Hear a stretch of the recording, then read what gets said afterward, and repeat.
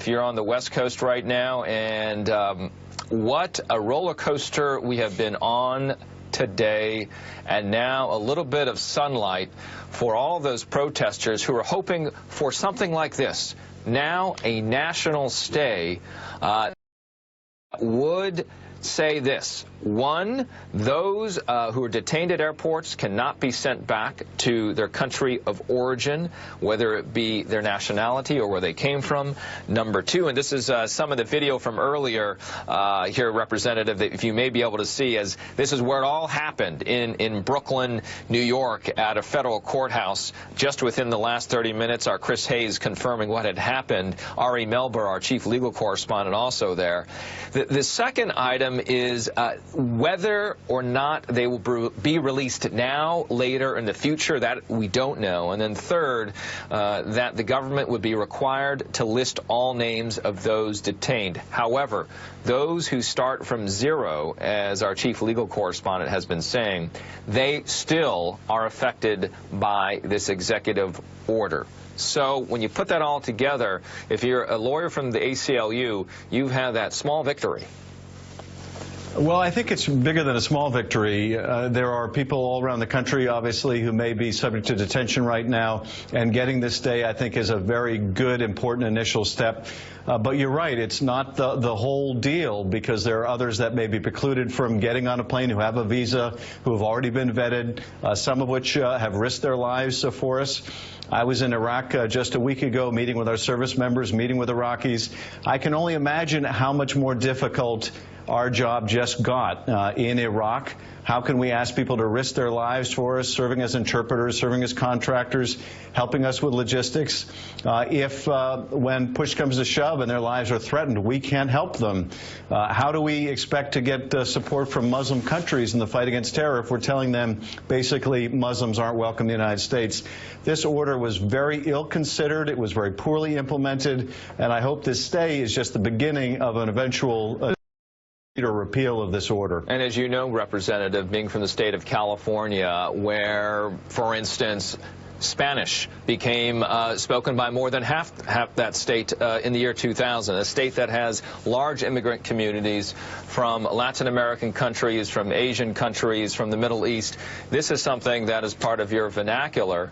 And when you look at that span of how long it takes to become a U.S. citizen, the span of how long it becomes to become a permanent resident, to get that green card, there are a lot of folks that are in that process, which means, according to what we understand from this stay, they all got a reprieve. For them, that's big news. For the ACLU, I was saying small news, because they wanted the entire order to get a stay. No, you're right. Certainly here in California, this is very much a part of our experience. It's part of the fabric of our state, people coming from all over the world and making California their home, certainly from Mexico, the Pacific Rim, and elsewhere. But it's really also the American story. And what so appalls me about this action is, here we are, a country that was founded by people seeking religious liberty. It's one of the bedrock principles of the nation. And on, of all days, Holocaust Remembrance Day, this new president issues an order which is essentially a religious test. He can try to masquerade it, but that's exactly what it is. That's what he said he was going to do during the campaign. And though many may have thought this was campaign hyperbole, this is exactly what the president is trying to do. And this is how it starts. It starts with a temporary suspension. It starts with something masquerading as country of origin, but it is really religious discrimination, and it should have no place in America. Representative, you are a critic of, clearly, the executive order, and you want more detail. You are asking for, okay, how does this work now? What will, for instance, DHS do? What will USCIS do? What will ICE do? And you sent a letter. You also tweeted this a couple of hours ago, a letter that said you wanted more information. What do you want to know now? Well, you know, I'd like to know from my part here in Los Angeles, is there anyone being detained at LAX? We want to make sure that they're able to seek legal redress, that now this new court injunction reaches people here so they can be released to their families. But more broadly, the federal government now, the Department of Homeland Security and others, are going to have to answer to this federal court. They're going to have to report to the court, not just as I've asked about what's happening in Los Angeles, but who is being detained anywhere in the country. And I wouldn't be a bit surprised if the federal government at this point doesn't know, doesn't have a full repository of information about just who's been impacted by this order. It's part of the reason why you don't do it in such slipshod fashion. And I can only think about the message we're sending right now to the rest of the world. And tragically, as somebody who focuses on national security, I can tell you this plays right into the story that al-Qaeda and ISIS want to tell about America, that Muslims are not welcome here, that there's a war of civilizations, a war against Islam. This plays right into the story they would like to tell, and I wish our new president understood how deeply counterproductive this is. Former Brigadier General Mark Kimmett was speaking to me earlier today, and I'd asked him about what this meant for the military, because one of the individuals that was detained was an interpreter for about a decade for U.S. military forces in Iraq, something that you were alluding to earlier here, Representative.